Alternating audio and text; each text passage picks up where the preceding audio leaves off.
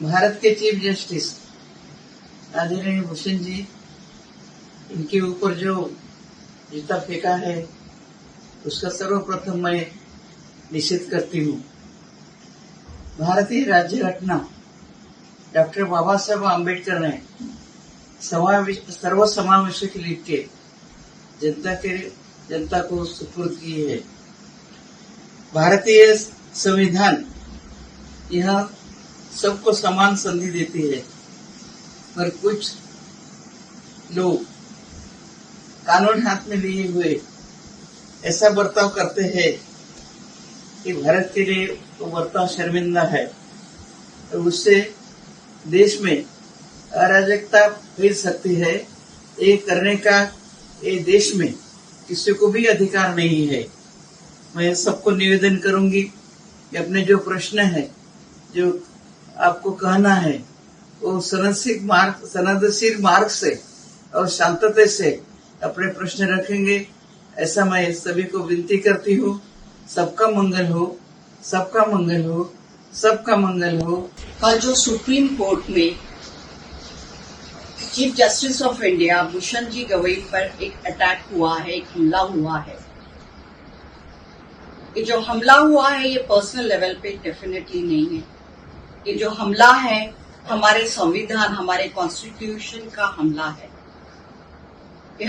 हमारा संविधान सबसे श्रेष्ठ है और हमारा ये कर्तव्य बनता है कि हम हमारे संविधान को सुरक्षित रखें।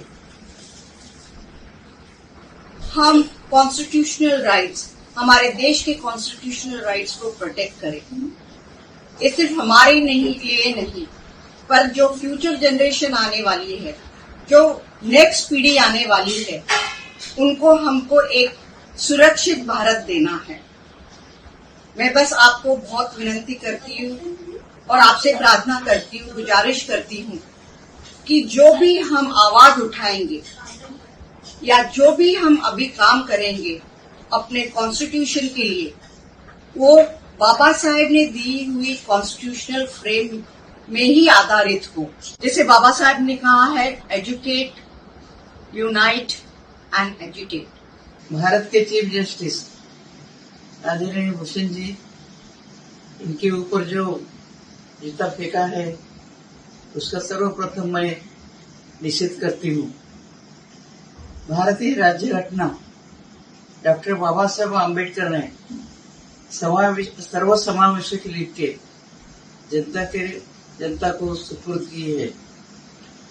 भारतीय संविधान यह सबको समान संधि देती है, पर कुछ लोग कानून हाथ में लिए हुए ऐसा बर्ताव करते हैं कि भारत के लिए वो बर्ताव शर्मिंदा है।